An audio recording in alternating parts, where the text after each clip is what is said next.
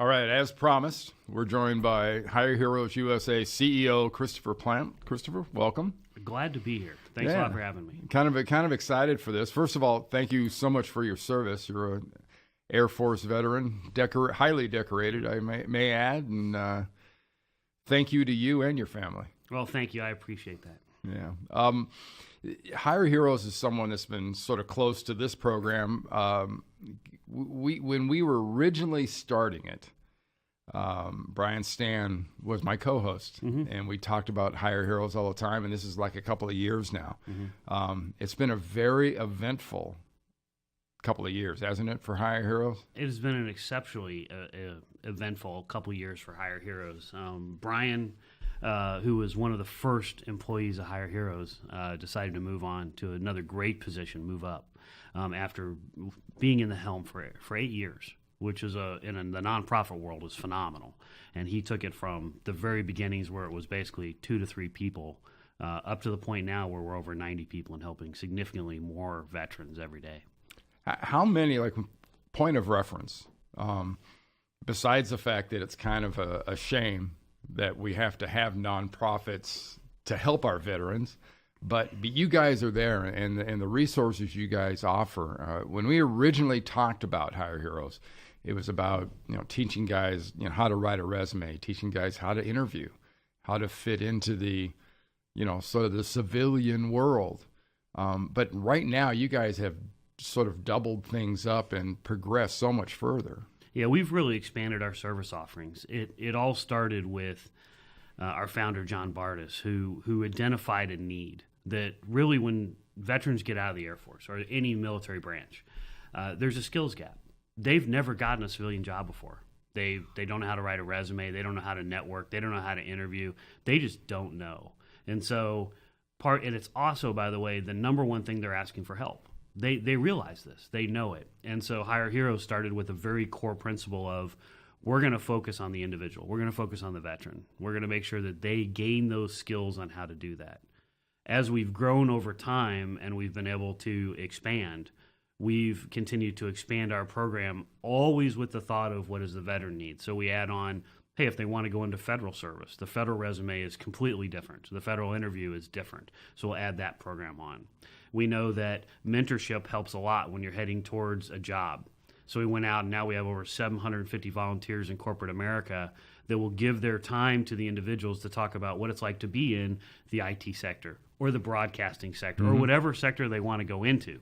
And so now we continue to expand all with the same focus, and we still provide those core services, but we now provide so much more that it really has advanced our program, and we're getting people hired at a faster and faster rate. Is it safe to say now that your success stories, and there are literally thousands of success stories for Hire Heroes, but you're talking about not first jobs or even second jobs, we're talking third and fourth. I mean, people who really are starting to build significant careers. Absolutely. And to be honest, there's around 27,000 success stories out there because that's where we're We've got about 27,000 people and help them get into jobs.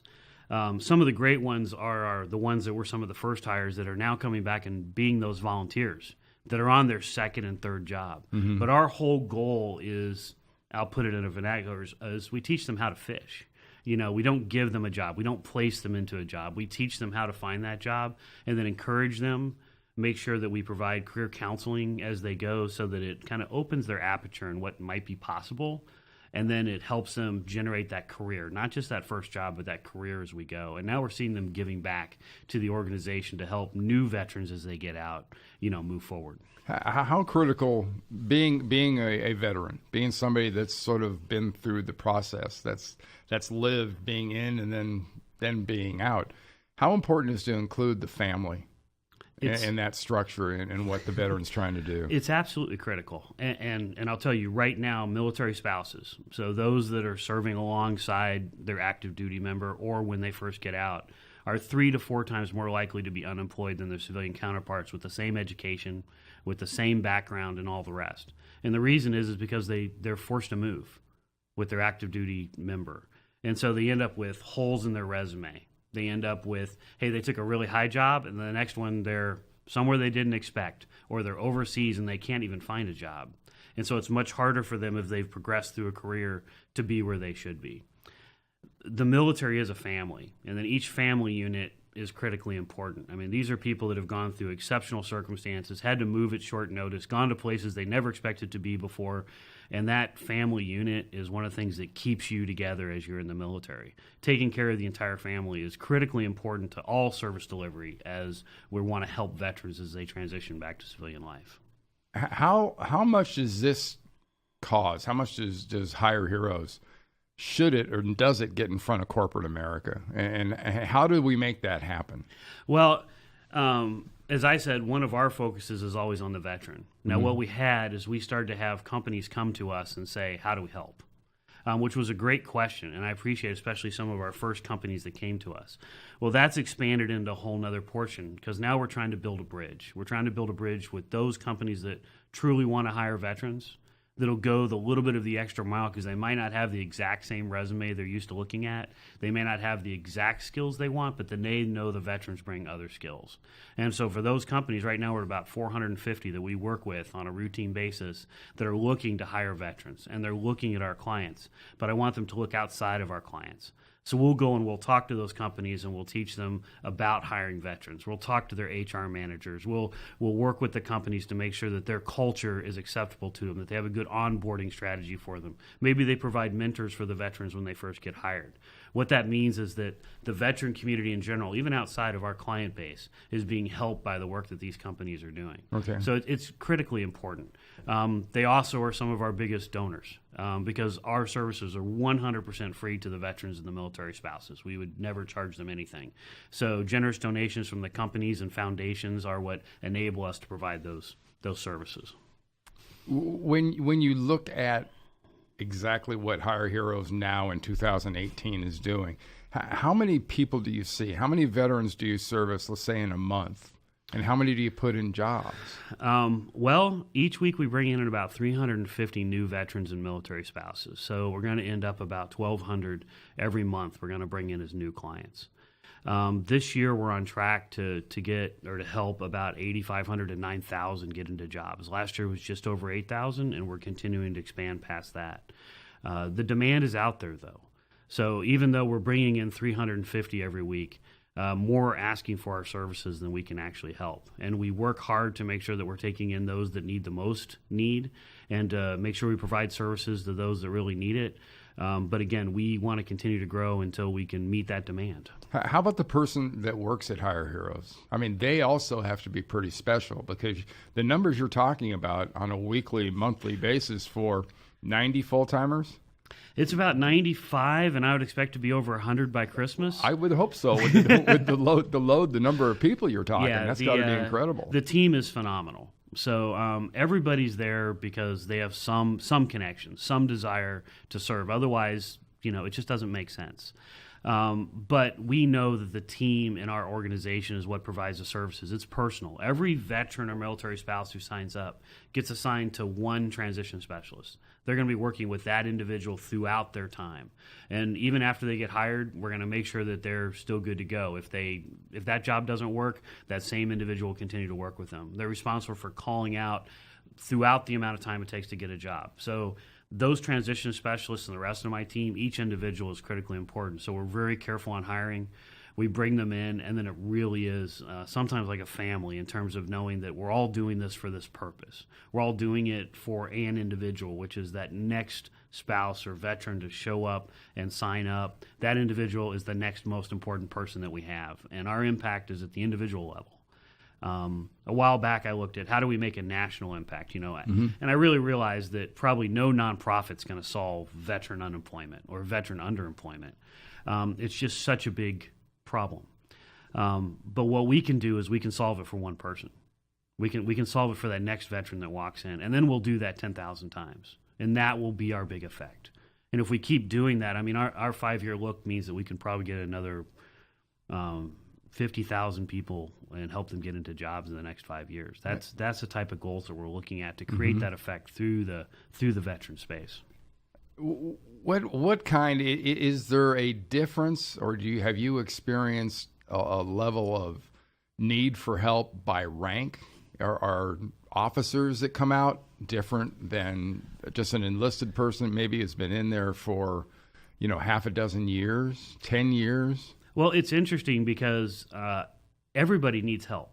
So I'll be honest, I was a colonel when I retired in '06, and I actually paid a company to help me because I'd never done it. I've been in 26 years. I'd never written a civilian resume. I'd never had a behavioral interview. I'd never had to network because the Air Force told me what my next job was. Hey, here's where you're going. Good luck. Have fun. Yeah. What you wanted to do was never really part of the form. Didn't really matter, I'll be honest. And so therefore, everybody from the E1 that is getting medically discharged right after they got in, all the way to senior officers, need help in our core services. Now, outside of that, different groupings have different needs, and they're going to be looking at different types of jobs. So our kind of average client is an Army E4 to E5 with that 5 to 6 years in, right, that does not have a college degree, that is getting out and is now looking for a career. And the big things that we see is that they're not thinking, they don't appreciate the skills that they learned in the military. They've learned followership, they've learned leadership, they've learned technology, they've learned the ability to read a technical manual, and they don't understand sometimes how critical this can be out in the civilian world. They know to show up on time because they've been forced to. That's a highly valued skill. It is. They know to wear the correct clothing. They know to not give up on something. They know how to adapt if something's not going right. These are things that are important, and anybody that's gone through basic training and spent some time in the military starts to generate these skills. We help them put those on paper. We help them be able to talk about it, and then when they go into the job interviews, they just succeed more, because now they can truly appreciate what they bring, that they've never really talked about. Do you find yourself working in conjunction with, or your people with the VA? Because some guys come out of the service, they have issues, whether it's they may have lost a limb, there may be some amount of stress to their job that's still with them. Do you find that you have to work with a VA environment in your job as getting these guys into the corporate environment? Absolutely. So at least 30% of our clients are at least considered 30% disabled according to the VA, and we deal with a number that are rated all the way up to 100% disabled. The number one thing that veterans ask for help for when they get out is employment. Number two is disability. Working with the VA, how do I make sure that I'm getting the benefits that are available from the Veterans Administration? And I'll tell you, it's unofficially, they refer a lot of clients to us. And as such, we're going to advise our clients to make sure that they're taking advantage of the benefits that they do have. We can help them get into a career, but knowing that you can get help with your mortgage to get into a house, or knowing that you can go to the VA hospital and you can get help for what may seem like something that you want to not talk about. These are all important things for our clients to have that long-term health. So we stay focused, very laser focused on employment. We believe that it's a core pillar to, you get financial income, you can take care of your family, you take a big stressor out of your life, you have a reason to get up in the morning, you have a mission to go to work, you get your work community that you then re-engage with. It's critical to that transition, whether you have zero issues or a lot of issues. So that job is important. But as such, we're obviously going to talk to our clients about making sure they use all the benefits that are available to them, including other nonprofits that are out there. We have a number of nonprofit partners, whether it's community engagement, mental health, usually whatever services they need, we can find somebody that's trying to provide that service.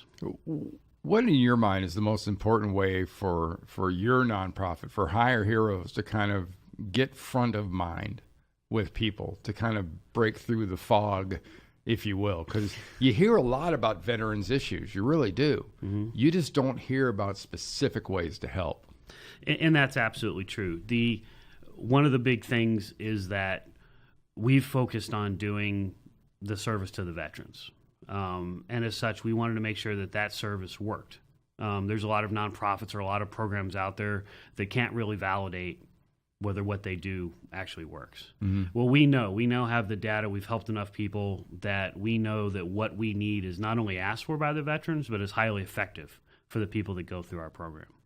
So we would like people to know that it's a need, that it's the most requested for service, that Hire Heroes is putting these large number of people through our programs, and we're having outstanding success. As we bring that forward, as we talk more about it, and we're willing to say, yes, we do a good service that is needed by the veterans, I would hope that people would see what we're doing, we'd see how much the veterans need it, and then they'd start to think about giving to us in terms of the United States and the population and the fact that we should support our military. And this is one way that you can. By supporting the nonprofits that are truly effective, that are truly providing services required and needed and are effective to provide them, then you're giving back to the military in a really positive way. We're sort of talking about the what Hire Heroes was, what Hire Heroes currently is. Looking on the horizon towards 19 and 20, what do you see in the future for Hire Heroes? We're going to continue to work to modify our program based upon what the clients want. There's some categories of people that we're not having as good of effect with as we would like. We want to be able to serve more military spouses. So we started a new program this year called Serving Spouses, where we took all the components of our program that we'd been doing for military spouses, but we put them underneath one manager that is solely focused on making sure that we're helping military spouses the way that we are. We dedicated some of our transition specialists just to help military spouses so that they're focused on that and do it even better. And then we know that there's other populations that have trouble utilizing our service, such as somebody who's transitioning from overseas, which is what I did. I was in Germany for my last tour, and that just adds another layer of complexity in terms of time zone and communication and the ability to do this. And so we've been working over the last 12 months at an online version of our initial training, so that those individuals that don't have the time or don't want to end up talking to one of our transition specialists can still get that as an add-on to our program, not a replacement. So you're almost talking about an early transition. Absolutely. I mean, before they're actually out, planning out their steps as they get out. Absolutely. The best way to transition out is to start with our program about 12 months out. So you're getting out. And to be honest, most of the people that we get are still in the military before they get out. And then we're able to train them in these techniques. We're able to get their resume up to speed and start them networking so that hopefully there's very little transition between when they depart and when they first start their first job. It's not always true. And it's not true for some segments of the military, especially the junior enlisted. They tend to come to us significantly after they've been out, almost a year. And what this usually results in is that they've taken a job, if they have a job at all, that is below what they could get. And this is where we focus on veteran underemployment, where it's veterans that are out there that don't understand the skills they have, that have taken a job that is underneath what they should be getting. And we know this is a problem. It's very hard to quantify because they are employed. So if somebody asks them, are you employed? Yes, absolutely I'm employed, but they don't understand that they're sitting in an underemployed status. About 18 months ago, we started tracking who came into us and self-identified as underemployed, where they were working, but they didn't think that they were working as they should have been. And we now know through surveys that through our program, the average for those people is a raise of $19,000 in their annual salary. That number one shows the effectiveness of the program, but it also shows the problem that is out there with that underemployed population of veterans that truly don't understand the training that they got in the military. Well, what's the best way? If I'm watching this, I'm hearing this maybe for the first time, how do I get involved? How do I help? The best way to get involved is to go to our website. We've actually got a section that says, hey, how can I help, basically. And there's a number of ways. Number one is to donate. All that money is going to go back and we're going to put it into client service delivery. We're going to continue to expand our programs, expand the number of veterans that we can help, military spouses, and make sure that we're providing the best service delivery as possible. There's also the possibility to volunteer. We're looking for people out in industry who are willing to mentor our clients and tell them what it's like in the civilian sector. We can give them the skills, but there's nothing like talking to somebody that's already doing the job. And that's hireheroesusa.org? That's correct. That's hireheroesusa.org. How about phone call-wise, if you actually want to do it the old way and use a telephone? There is a number on our website where you can reach out. There's also an email that you can send to. So if you go to the website, it's got every piece of information, depending upon what you'd like to do, whether you'd like to make a one-time donation, a monthly donation to us, or whether you'd like to call and attempt to volunteer.